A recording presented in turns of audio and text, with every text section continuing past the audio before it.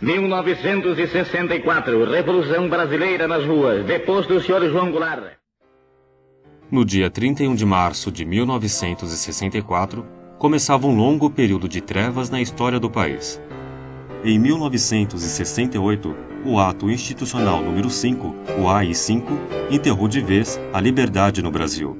O saldo da ditadura brasileira foi mais de 500 mortos e desaparecidos e milhares de presos e torturados. O Estado brasileiro espionou e perseguiu ativistas políticos e até pessoas comuns que considerasse suspeitas. Os sindicatos e a União Nacional dos Estudantes foram fechados. As organizações de esquerda deixaram de existir ou foram para a clandestinidade, muitas delas para a guerrilha.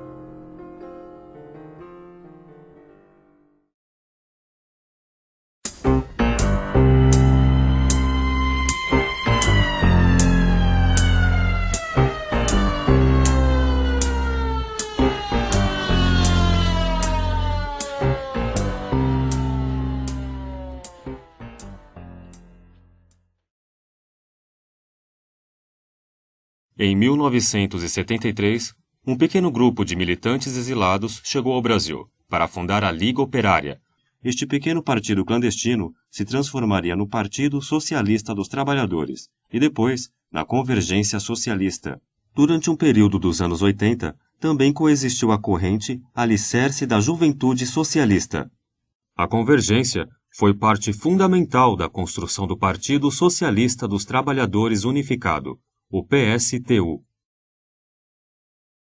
O justo é dizer que a nossa origem remonta, pelo menos, aos companheiros que constituíram o ponto de partida no Chile, que tinham tido militância aqui no Brasil, né? Inclusive com o Túlio Quintiliano, que foi o nosso primeiro mártir, né? Foi assassinado pelas tropas do Pinochet logo nos primeiros dias do golpe. Foi muito importante nesse processo aí o nosso contato com o Mário Pedrosa, que o Mário Pedrosa estava exilado lá também, não? E o Mário Pedrosa era trotskista, então discutia, fazia reuniões, e o Mário Pedrosa era um cara assim que... Bom, a casa dele via cheia de gente. Recebeu a visita do Peter Cameco, um dirigente do SWP norte-americano, e ele disse, tem uns trotskistas aí. Ele aí encheu a gente de material, né? Entre esses materiais estava o documento da minoria, documento do 9º Congresso da 4ª Internacional, Secretariado Unificado. Tinha sido escrito pelo SWP, Partido Americano, e pelo Partido Argentino, que no caso depois foi ser o PST argentino, né, do Noel Moreno. Criamos um grupo, né, de estudo, chamava Ponto de Partida. A nossa origem foi no momento que a gente optou pela corrente internacional minoria, que era minoria, que depois veio se chamar tendência leninista trotskista, tendência bolchevique, fração bolchevique, depois a elite, né? O nosso objetivo era voltar ao Brasil para construir o Partido Revolucionário no Brasil. Essa era a primeira decisão. E a segunda que nós íamos fazer isso juntos, porque tínhamos esse acordo internacional. Eu queria citar o grupo do Júlio Tavares e do Arnaldo Schreiner. Fizeram contato com o morenismo, fizeram cursos. Em 71, na Argentina, mas foram presos quando voltaram. Foram denunciados aí pelo Cabo Anselmo, eles tinham tido um contato com o pessoal da Polópio. E os primeiros presos foram eles, porque eles foram presos em 72, antes mesmo da gente existir. Fizemos um documento em que analisávamos que haveria um processo de abertura no país, e que a ditadura não conseguiria manter o regime de terror até então existente. Os outros dois companheiros que estavam na Argentina, o Jorge Pinheiro e o Valderez Duarte, voltaram. A gente se encontrou na frente da Varig de Curitiba. Ninguém sabia onde era, mas em todo lugar havia uma Varig, então a gente marcou um encontro. Eles estavam vindo e eu estava voltando, para saber se as coisas estavam tranquilas, que eles tinham mais problemas, particularmente o Jorge tinha mais problemas tinha sido processado aqui no Brasil, etc. Eu voltei só em agosto, quando eles disseram que já havia condições de voltar, desde que não fosse para o Rio de Janeiro.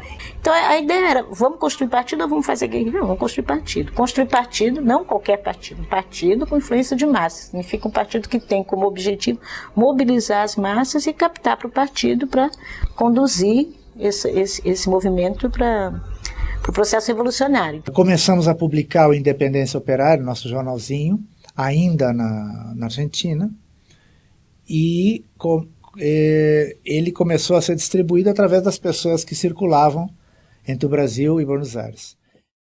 A gente funcionou na clandestinidade desde a fundação até a primeira prisão. Não podia ficar mais que 5 minutos parado para esperar alguém. Havia batidas policiais e se você estava com algum documento, então muitas vezes eu ia ao cinema, entrava em qualquer filme para não ficar na rua. A impressão do jornal era um problema, né? Valderez e eu fomos comprar o primeiro mimeógrafo álcool, onde imprimimos por um certo tempo Independência Operária, na casa da mãe de um companheiro, do Edson. O mimeógrafo era, evidentemente, uma coisa que era bastante vigiada naquela época. E essa clandestinidade foi observada com certo rigor, porque até a primeira prisão a repressão não conhecia quem era a Liga Operária. Na madrugada de 28 de abril de 1977, Celso Brambila, Márcia Baceto Paz e José Maria de Almeida foram presos no ABC Paulista quando distribuíam panfletos para o 1º de maio. Pouco depois, também foram presos o operário Adamir Marini e os estudantes Fernando Antônio Oliveira Lopes, Anita Maria Fabre, Fortuna Dueck e Cláudio Lúcio Gravina. Todos eram militantes ou simpatizantes da Liga Operária. Eu tinha um Fusquinha, a gente saiu de madrugada, fomos para a estação de trem de Mauá, que era o último lugar que a gente ia, faltavam uns 300, 400 boletins. A gente estava dentro do carro, estava eu, o Celso Brambila e a Márcia. Eu que tinha o carro e eles dois, os dois eram militantes da Liga Operária. Parou um carro da PM do lado, ele estava quase liberando a gente, aí chegou um carro da rota do comando deles. Aí o cara pegou, o oficial pegou o panfleto e falou, pode prender todo mundo. Nenhum de nós tinha ficha na polícia. Então eles também ficaram em dúvida, o que é isso aí? Será que é um bando de laranja mesmo que não sabe o que está fazendo, estava distribuindo um boletim porque pagaram? E nós ficamos 2 dias assim, lá no DOPS. E eles invadiram a casa que morava o Brambila, porque ele morava sozinho, com outro companheiro, na verdade, em São Bernardo. E dentro da casa dele acharam um monte de material, que a maior parte era material legal, eram revistas, essas coisas, mas que um pouco apontava, digamos assim, o viés ideológico da pessoa. E parece que pegaram algum material que relacionava ele com a Liga Operária também. Enquanto a gente se limitou a trabalhar dentro do movimento estudantil, vigiavam, controlavam, mas não era a mesma coisa. Quando a gente foi para o movimento operário já, tanto que a repressão foi uma repressão um pouco,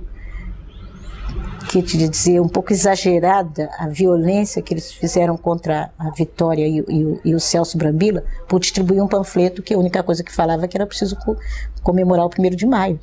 Não falava abaixo a ditadura. Aí nós apanhamos, nós ficamos vários dias apanhando, de várias formas, para eles tentarem obter alguma informação. O que eles faziam? Eles batia, botava a gente na cadeira do dragão que eles falam, né, que é uma cadeira revestida de alumínio, sem roupa, e eles davam choque com aquela maquininha. Aquilo era uma tragédia. Quando eles amarravam nos dedos essas coisas e rodavam aquilo, a impressão que eles amarravam, a gente não conseguia ver, né, o que estava acontecendo.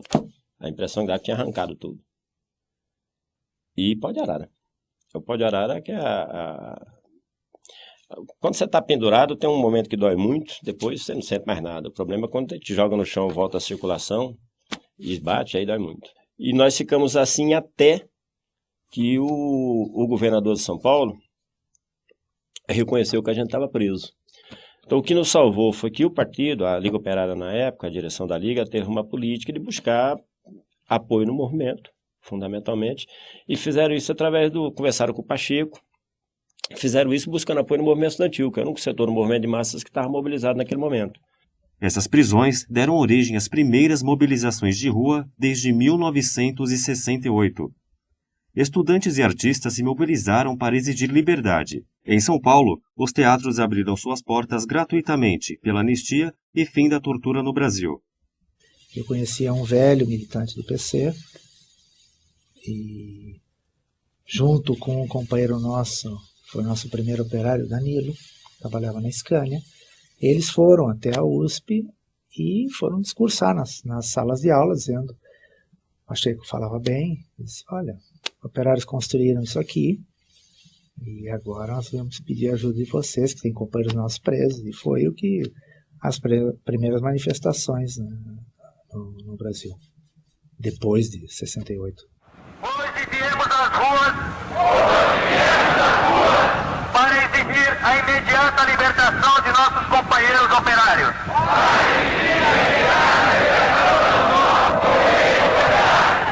Celso Brambila, Márcia Baceto Paes, José Maria de Almeida e Adamir Marini. E os estudantes Fernando Antônio de Oliveira Lopes, Anita Maria Fabre, Fortuna Dueck, Cláudio Júlio Gravina, presos sob alegação de subversão. A Liga Operária eu conheci no movimento estudantil em 77, quando Zé Maria, Márcio, Brambila foram presos um pouquinho antes do 1º de maio, e aí logo depois, acho que de 5 dias que eles foram presos, ou um pouco menos, começou um movimento na USP e rapidamente se expandiu para todos os estudantes. Foi uma coisa muito forte, muito marcante, acho que de toda aquela geração, ninguém jamais vai esquecer, né? Então, por exemplo, eu estava no viaduto do Chá, quando ele foi cercado pelos dois lados, e a gente se sentou.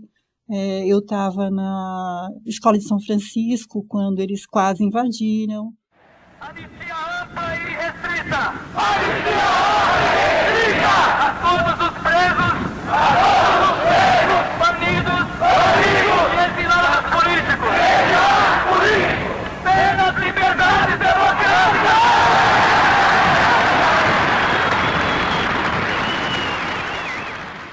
Aí a imprensa procurou o governo do Estado e o governo do Estado reconheceu quem estava preso.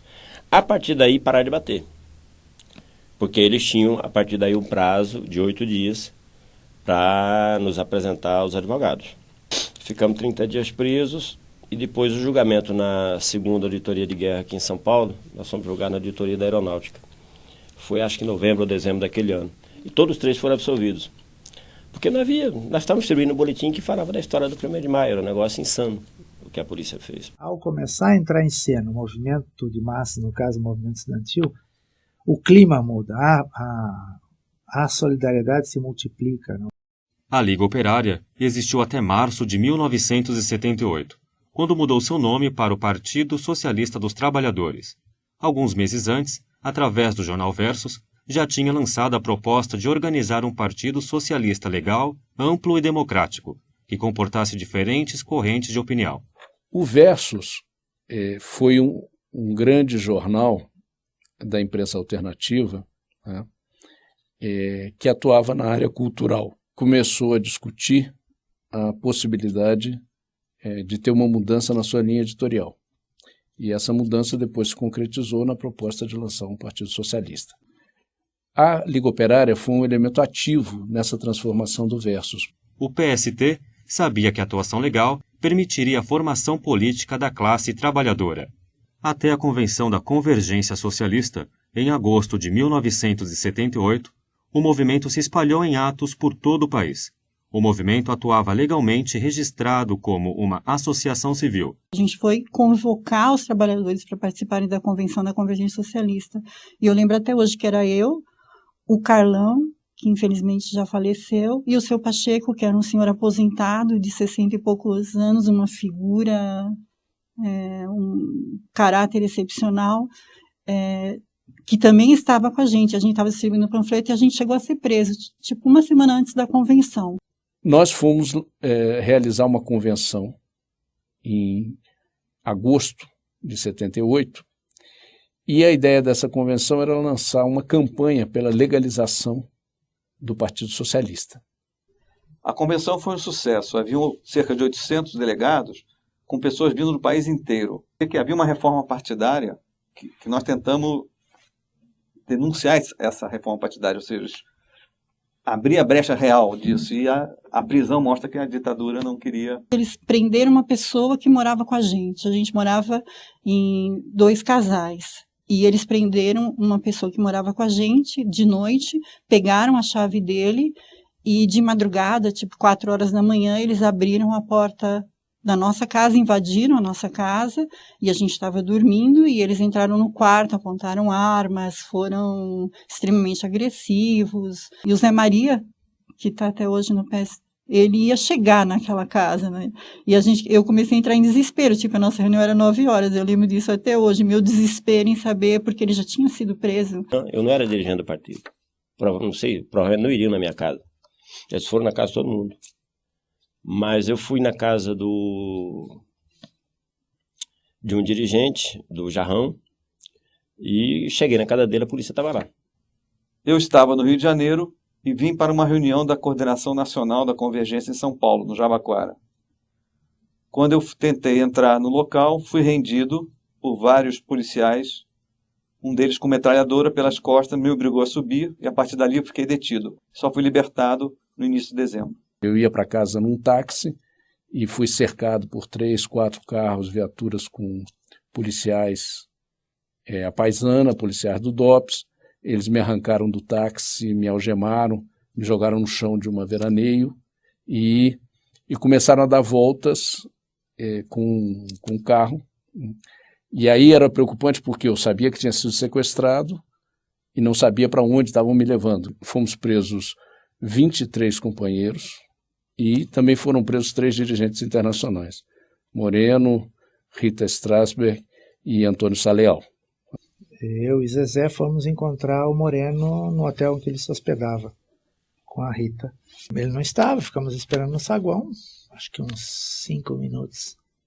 Depois chegaram os policiais, perguntaram alguma coisa para os recepcionistas e vieram em direção da gente. Eles seguiram, o Moreno foi pro aeroporto levar o português, eles prenderam o Moreno e o português e a Rita no aeroporto. Eu fui para uma sala, comecei a ser interrogado. O interrogatório durou até as 2, 3 da manhã.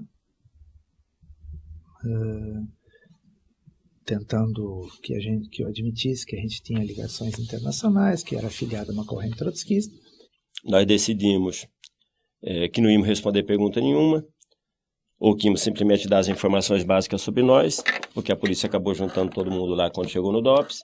Aí os caras deram um tapa na Zezé, que era dirigente do partido. Durante o interrogatório dela, todo mundo aí, nós falamos, no carro não responde mais nada. Não, mas acabou.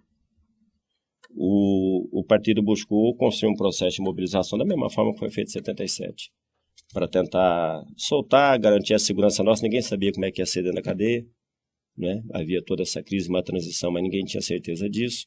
Existia a ameaça de que Moreno fosse deportado para a Argentina, né? Então, isso significaria, com certeza, que ele seria assassinado, porque nessa época, em 78, na Argentina, o assassinato de dirigentes políticos era aos milhares, né? E ele era um homem muito conhecido. Ele, nessa época, estava vivendo como exilado político na Colômbia, tá? Então, isso motivou uma campanha internacional muito forte, né? Uma campanha que foi realizada pela fração bolchevique, e também nós estávamos naquele momento dentro do Secretariado Unificado da Quarta Internacional, que eles também realizaram uma campanha de solidariedade muito boa. A campanha pela libertação de Moreno recebeu a solidariedade de personalidades do mundo inteiro, como do escritor Gabriel Garcia Marques. Então houve pronunciamentos do parlamento português, né? Houve pronunciamentos do parlamento espanhol, sindicatos da Suécia, sindicatos de toda a Europa. E, por outro lado, a reação também aqui no Brasil foi muito boa, principalmente do movimento estudantil. Resolveram o seguinte, chamar a realização de uma greve de fome de ativista do movimento, com um protesto exigindo que a ditadura, que o governo libertasse os presos. Aí a gente saiu, teve uma greve de fome na PUC, que aí a gente foi participar dessa greve de fome, e algumas pessoas ainda continuaram presas por muito tempo. Acho que às vezes 4 meses, exatamente. Eu saí da cadeia nessa prisão com 13 dias, eu e o japonês, o Oscar, que também era de Santo André. Nós saímos mais cedo, soltaram a gente mais cedo. Nós estávamos em greve de fome lá dentro, saímos, fomos lá para onde estava funcionando o centro da campanha de solidariedade, que era lá na PUC. Fizemos uma reunião e resolvemos que, em vez da gente ficar em greve de fome, era melhor a gente voltar para a BC para tentar reorganizar o trabalho. Nós voltamos e minha mãe continuou em greve de fome. Eles ficaram quase um mês em greve de fome. Um mês depois da prisão, Moreno e Rita Strasberg foram expulsos para a Colômbia e Antônio Sá Leal para Portugal. Nós recebemos solidariedade de Dom Paulo Evaristo Arnes, de setores do MDB, Fernando Henrique Cardoso. Os demais presos foram libertados em momentos diferentes. 10 deles, todos da direção da Convergência, foram soltos em dezembro, 4 meses depois das prisões. É uma prisão engraçada, porque todas as nossas organizações eram clandestinas. E nós fomos presos justamente quando nós tentamos legalizar uma organização. Eu achei, quando estava fazendo a pesquisa lá no DOPS, um documento da Aeronáutica, falando da gente. E diz: esse grupo está crescendo e está na hora de reprimir esse pessoal, porque senão depois a gente não vai poder parar, porque a gente já começava a falar em socialismo, né? Eles dizem que o eixo é um movimento operário, mas não tem muita força no movimento operário. Mas pelas dúvidas, eles dizem que é preciso parar. A partir das prisões de 77, né, que foram prisões que se deram no 1º de maio e que atingiram principalmente um setor operário da organização. Então, a partir dessas prisões, eles começaram um trabalho de investigação e denominaram essa investigação Operação Lotus. E essa Operação Lotus tinha o objetivo de destruir a Liga Operária e depois a Convergência Socialista. O próprio DOPS e o próprio SNI reconheceram que, apesar de ter dado um golpe na Convergência Socialista, eles não conseguiram destruir a Convergência. Os anos seguintes seriam marcados pelas grandes greves metalúrgicas, onde se destacou o Sindicato dos Metalúrgicos de São Bernardo do Campo, dirigido por Luiz Inácio Lula da Silva. As grandes assembleias no estádio da Vila Euclides reuniram milhares de operários e entraram para a história. O regime militar interveio nos sindicatos, prendeu diversos líderes da greve e reprimiu as organizações de esquerda, em especial a Convergência Socialista. Onde a gente atuou diretamente e a gente teve mais peso foi na primeira greve no Sindicato de Santo André e de São Caetano. Porque o Santo André acabou votando a greve antes de São Bernardo, por causa da gente. Mas realmente o centro acabou sendo São Bernardo, porque as grandes montadoras estavam em São Bernardo. Em 79, decidimos tirar um jornal regular, quinzenal, né, que se chamava Convergência Socialista. E foi um jornal que noticiava a greve, né, e chamava a greve. E por causa disso foi utilizado por vários ativistas em cidades como Jundiaí, São José dos Campos, para parar fábricas, e foi utilizado como se fosse parte do movimento, como se fosse um jornal do movimento. E a nossa participação foi decisiva. A nossa orientação era levar todo o nosso pessoal por fábrica. Maria Salai levou a sessão dela toda. Então, quando entrou a Constância na Assembleia do Sindicato, era uma Assembleia que ia votar a greve. Quando entrou a Constância, parou um pouco a Assembleia para ver, porque entrou tudo mulher, né? Entrou aquela mulherada imensa, com as meninas na frente, porque ela trouxe a fábrica. A atuação da Convergência provocou um ataque público do ministro do Trabalho do governo Figueiredo, Murilo Macedo.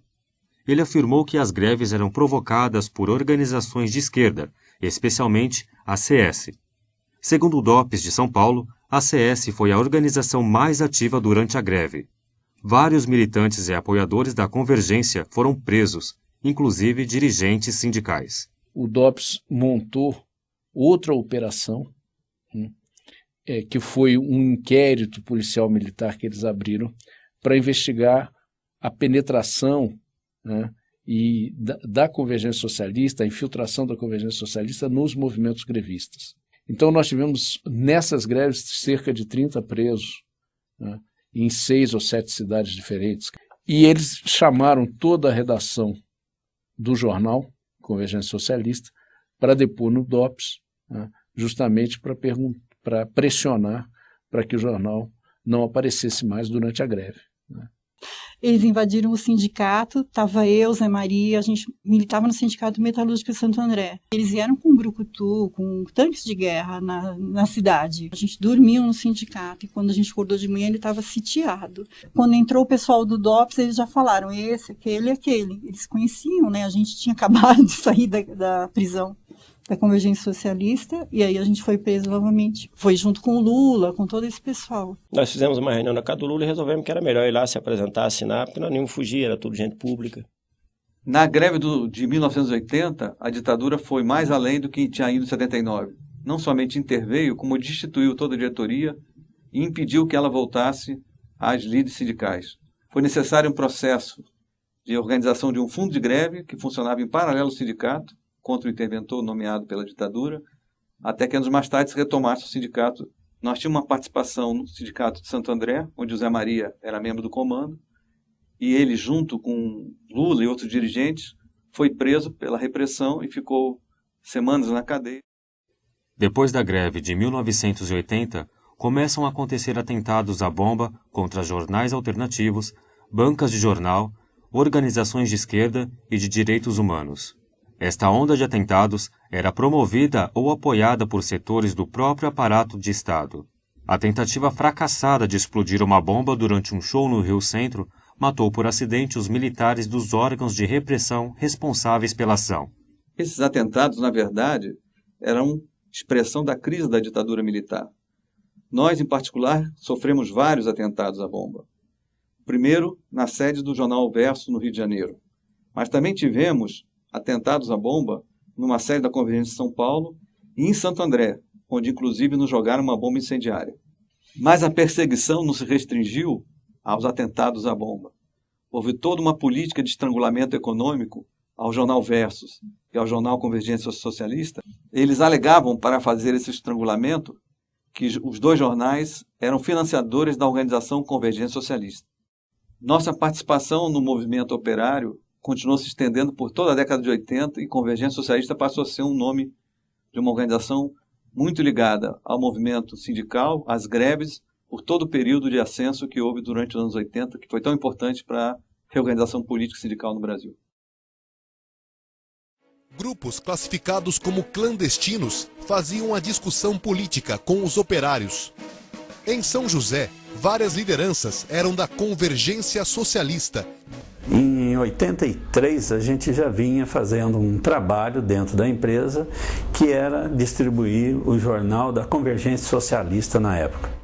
Na década de 80, a São José dos Campos teve um movimento sindical um dos mais ativos do país. Os trabalhadores participaram dos diversos movimentos, sejam as greves em cada empresa, sejam as greves gerais. Em 1983, nós trabalhávamos na Embraer. Era cipeiro na Embraer, e a Embraer era uma empresa estatal, portanto pertencente ao governo, e nós, em 1983, vivia a ditadura militar. Após a greve, 4 trabalhadores foram demitidos. Foi demitido o companheiro Araldo, demitida a companheira Miriam e demitido o companheiro português. E todos esses eram cipeiros, e na carta de demissão, por incrível que pareça, vem escrito demitido por motivo de greve. Em novembro de 85 teve a campanha salarial unificada dos metalúrgicos de São Paulo, Guarulhos, Osasco. Havia um setor de técnicos em eletrônica que tinha um companheiro que trabalhava nesse setor. E aí os técnicos em eletrônica entraram em greve antes da campanha unificada, antes da greve que estava marcada da campanha unificada, e começaram a mobilização. A greve era por aumento salarial, mas as mulheres, principalmente, entraram em greve muito mais pela repressão, pela opressão que elas sentiam. Toda a fábrica parou e a gente começou uma greve de ocupação, né? Tinha por volta de 80 a 100 pessoas que ficaram dentro da fábrica durante todo o processo de greve. A ação direta dos organismos de informação que contatava as empresas e forçava a demissão, passava informações para que fossem demitidos e, em alguns casos, pressionavam pela demissão. Foram 120 demissões por justa causa. O que a gente pensou na época, né, era que a Ford tinha pedido informações, obviamente, entende, sobre a gente, para saber quem a gente era. Ficou bem claro que, obviamente, os órgãos da repressão ainda existiam, que as empresas pediam informação.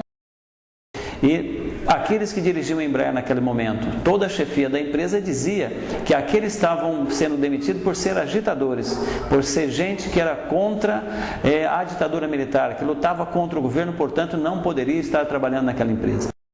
Já na porta da empresa, fomos agarrados pela polícia militar e fomos levados até a delegacia para ser registrado, ser filmado, ser fotografado, como se a gente fosse bandido. A fábrica foi tomada pelos soldados da aeronáutica, pelos os PAs, e nós tivemos que sair da fábrica num corredor polonês com a baioneta, o fuzil nas nossas costas. E foi feita uma inquisição com cada um desses trabalhadores. O inquisitor sentava numa cadeira, o trabalhador sentava numa cadeira em frente e do lado de cada um deles ficavam duas pessoas armadas, dois homens armados. Em todas estas greves foi usada a mesma estratégia de calar as reivindicações dos operários por meio de demissões dirigidas e perseguição política. Em todas essas greves que foram feitas, essas greves feitas contra a ditadura militar, contra o governo, greve para poder ter uma condição de liberdade, foram greves que deixaram sequela nos trabalhadores, sequelas psicológicas. Muitos deles tiveram que ter tratamento psicológico, inclusive fornecido pelo sindicato depois disso. Muitos trabalhadores que nunca tinham ido numa delegacia. Eu fui demitida da Brosol nessa época da greve. Quando a gente voltou, teve 4 meses de estabilidade que foi conquistado. No dia que terminou a estabilidade, eu fui demitida. Depois disso, eu fiquei praticamente 2 anos sem conseguir trabalho. E também, assim, às vezes você ia, conseguia, passava no teste, aí, de repente, não dá. Eles sabiam exatamente onde a gente estava todo o tempo. Tem atividades que nós fazíamos naquele momento, que obviamente geraria demissão, e hoje não. Então, hoje, os partidos são legais. As atividades políticas, em geral, são toleradas na sociedade, mas dentro da fábrica, por exemplo, não existe nada disso. Então, nas fábricas, a ditadura segue até hoje. Segue até hoje, não há nenhuma diferença. A Convergência Socialista foi a principal organização que, junto com organizações e grupos menores, fundou o PSTU. Então, o PSTU tem uma raiz nessa luta contra a ditadura. E é importante porque a nossa história, nesse sentido, em certos momentos, é também parte da história do movimento. Por exemplo, a luta contra a prisão do Zé Maria, do Brambila, gerou as primeiras manifestações estudantis de rua nesse país. Nós fomos a primeira organização a lutar pela legalização de um partido político. E isso é parte da história do processo, não só da nossa história, da história da própria luta contra a ditadura. Portanto, já naqueles momentos, já no momento em que se gestava a Liga, o PST, a Convergência Socialista, se materializavam características que estão presentes hoje no dia a dia do PSTU. O recurso às massas, a presença nas greves, em todas as mobilizações, a independência em relação à burguesia. Por isso que a gente tem orgulho da nossa história, desde o seu início. Documentação comprova que a organização foi monitorada pelo menos no período entre 1977 e 1994. O objetivo era identificar os militantes, persegui-los politicamente e provocar demissões. A vigilância ilegal inclui infiltrações secretas de agentes do governo e é comprovada por milhares de documentos de diferentes órgãos de repressão. O resultado de toda essa perseguição foi dezenas de presos, torturados, demitidos, militantes obrigados a uma vida clandestina ou semiclandestina, sem possibilidades de exercer suas profissões ou de estudar. Nós tivemos, em todo esse período, cerca de 50 companheiros que foram presos e denunciados na Lei de Segurança Nacional, né, e mais de 100 ativistas, 150 ativistas sindicais, né, e dirigentes sindicais que foram demitidos e presos por um dia em greves e etc. Nós formamos uma comissão de 75 companheiros e essa comissão solicitou à Comissão de Anistia ser reconhecida como um grupo político e que o nosso julgamento fosse em grupo, que o Estado reconheça essa perseguição política, que faça a devida justiça em relação as violações de direitos humanos que cometeu contra nós. A história precisa ser contada, a memória precisa ser resgatada, mas não basta só contar a história. Precisamos também punir. Precisamos abrir os arquivos da ditadura para saber quem cometeu tais crimes. Porque às vezes a pessoa não tem como provar que ela foi uma perseguida política. Tá? Tem casos assim de pessoas que já procuraram o Grupo Tortura Nunca Mais e sempre isso afeta mais quem? A classe operária. E a Comissão da Verdade, que o Grupo Tortura Nunca Mais do Rio de Janeiro tem várias críticas dessa comissão, né? Não é a Comissão da Verdade que nós queríamos uma Comissão da Verdade e da Justiça. Não vem me dizer que foi a patronal que derrubou as ditaduras, não foi a direita, não foi nenhum desses políticos sem vergonha, fomos nós. Nós, que eu digo a população, né? Nós, o povo que trabalhamos. Então a gente mudou, né? E a gente que militava teve um papel nisso aí, né? A ditadura durou 20 anos, matou centenas de pessoas, exilou dezenas de milhares. No Chile havia cerca de 5 mil exilados brasileiros quando eu estava lá. Tudo que não é esclarecido, tudo que não é colocado como absolutamente negativo, tudo que não é superado, fica mais fácil de repetir. Eu acho muito importante que se faça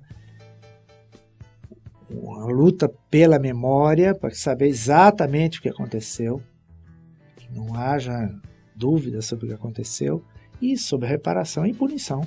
Nós temos que exigir justiça. É necessário fazer isso, né? É necessário acabar com essas perseguições, que nós temos o direito de lutar. Esse pessoal que me puniu, direta e indiretamente, foram anistiados. Eles foram anistiados antes do que eu, do que todos que foram presos, e os que foram torturados fisicamente, psicologicamente, os que perderam emprego. O meu torturador, o cara que me prendeu, estou falando em mim, mas eu estou falando toda a geração.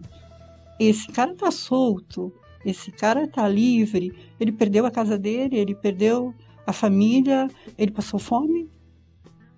Não. Para mim é uma punição ainda para mim, ver que a gente ainda tem problema nas fábricas de pessoas que são socialistas e pensam como socialistas. A justiça do Estado burguês julgou os generais que governaram o Chile na época do regime militar naquele país, já julgou os generais que chefiaram a ditadura militar argentina, está julgando os generais que chefiaram a ditadura militar no Paraguai, no Uruguai, né? E o Brasil, nada. Quizá a gente consiga aproveitar esses eventos de comemoração dos 10 anos de anistia para que a gente possa saldar essa dívida que nós temos com a história do nosso povo, com a América Latina e, principalmente, com a história daqueles que morreram, com seus familiares, com aqueles que foram torturados, botando na cadeia os responsáveis por essa situação. Nada menos do que isso é o que nós devemos para a história do nosso país, para a América Latina e para a história do nosso povo. Quem tem consciência para ter coragem, quem tem a força de saber que existe, e no centro da própria engrenagem inventa contra a mola que resiste. Quem não vacila mesmo derrotado, quem já perdido nunca desespera,